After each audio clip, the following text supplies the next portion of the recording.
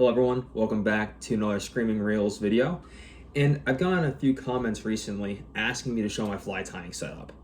And as someone who's just gotten into fly tying, I thought this would be a really cool video because I could show what my kit started out looking like and show what my setup has grown into today. So with that being said, let's get into it.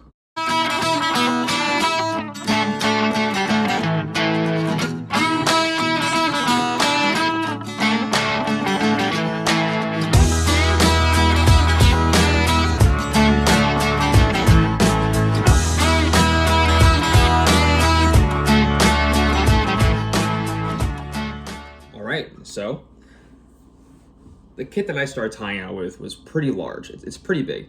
So excuse me while I take a brief moment to lift it off the floor.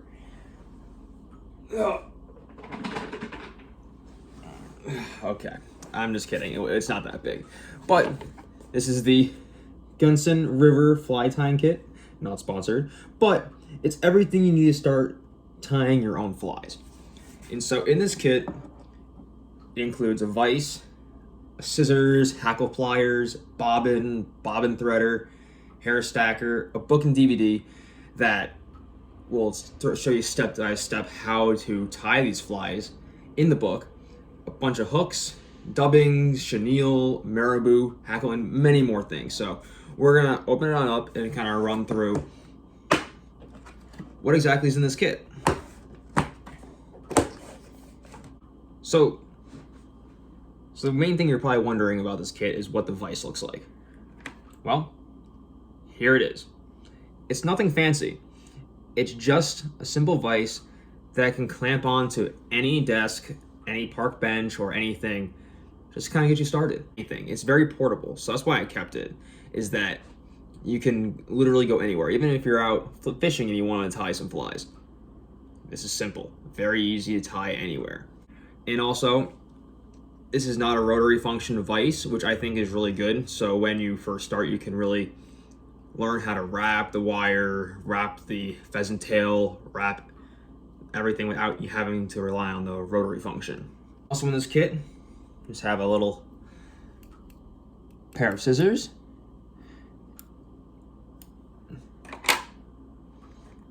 a pair of hackle pliers, a little hackle stacker, and lastly, a tool to help you thread your bobbin, which I don't really use it this much. I can show you a technique that I like doing a lot more, and it's a lot cooler than using this tool. But that's what's in the kit for the hardware. And for the materials that are actually included in this kit, it includes a variety of feathers, some being black. We have a pack of grizzly, and another pack of brown saddle hackle, which is pretty much for starting really the only ones you really need. You can of course always have more colors and more variety, but for starting, that's pretty much all you need. Also, it includes a bag of marabou. I obviously changed out the bag because I ripped it, but yeah, it includes a nice bag of marabou for tying woolly buggers. Also includes a nice bag of peacock herl. And at first I was a little concerned about the quality of these peacock herls, but actually they're pretty good. They're not as brittle as I thought they were going to be, which is nice. And also includes a little pheasant tail, so you can make some pheasant tails, some Frenchies, or any other fly that you need to have some pheasant tail. Includes some lead wire, more dubbing, some hair, some more chenille, lastly, some black thread. And the last thing that came in the kit, like I mentioned previously, is the book on all the different flies you can tie. And the book starts out with just kind of an intro to what fly fishing really is. And also tells you about the vise, how to thread your bobbin, how to use the hackle stacker, and all of the supplies that are given in the kit. And it shows you how to tie a lot of different classic flies. Like the first one in this book is the woolly bugger. As you can see, it even lists out the different materials that you will need for each fly. So it shows the woolly bugger, a rockworm, or in this case, which will be a caddis, a pheasant tail, an Adams dry fly, very classic fly. Very classic flies that are in this little book that are great for you to start tying.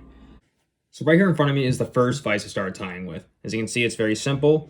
You just lock it down, tie up your fly, and it's pretty simple. It clamps right onto your desk.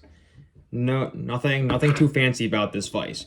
So now I'm going to show you the vise that I'm currently tying with. And this vise is the Renzetti vise. This is a very nice vise. As you can see, it has a rotary function on the vise for when you have to spin up any wire, any dubbing loops, pheasant tail fibers, or anything you really need to wind onto the fly. It's really nice that you can use this function.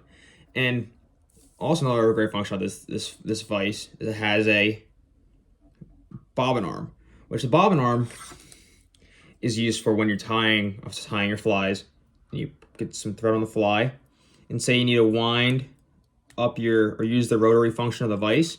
Once you get the thread onto it, you can just rest the thread over the bobbin arm and easily wind your fly without having to worry about your bobbin dangling below and getting messed up in the fibers. So that is one nice feature of this vise. And also, it is it's very portable. It can easily be broken down. The base plate can be taken off the arm, and everything can be stored really easily if you're going to travel. And also, another thing that I have on my vise is a hackle gauge. Ooh. It's a hackle gauge. The hackle gauge's purpose is so you can match the hook size to the hackle fibers when you're trying to put it onto the fly, which is very important in making sure the fly is looking as realistic as possible. Another question people ask, or is what I feel is a concern when I'm tying flies, is how do I keep my workstation manageable? How do I keep everything organized? And one thing is that when you're tying, you don't want to be always constantly searching for different tools, like, oh, where are my scissors? Where are my hackle pliers? Where's my whip finishing tool? That's the last thing you want to be thinking about. So what I have right here is a homemade little kind of workstation that I have all my scissors, hackle pliers, and yeah, everything is right here. So I have two sets of scissors. This one came from that original kit that I showed you earlier, and I use that for just snipping wires. And I have this one that's just snipping thread and feathers. You want to keep these as sharp as possible, which is why I'm not cutting with wire. And so then also I got a pair of hackle pliers, my whip finishing tool right here, dubbing twister, and both sets of bobbins. And also here I got my head cement and my UV resin. And so also down below, I just simply put some nails in, and that's where I would keep all of the bobbins that I typically use or most often use. So other than keeping all your tools organized, you also make sure your materials are also pre-organized. It just makes things a lot simpler and not as stressful, and that's the last thing you do, especially when we're tying flies. It's supposed to be a relaxing activity. And so now this is a little bit bigger.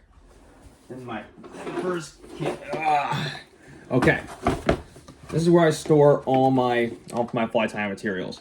So in this top drawer, I just have a bunch of my different dubbings that I like to use consistently.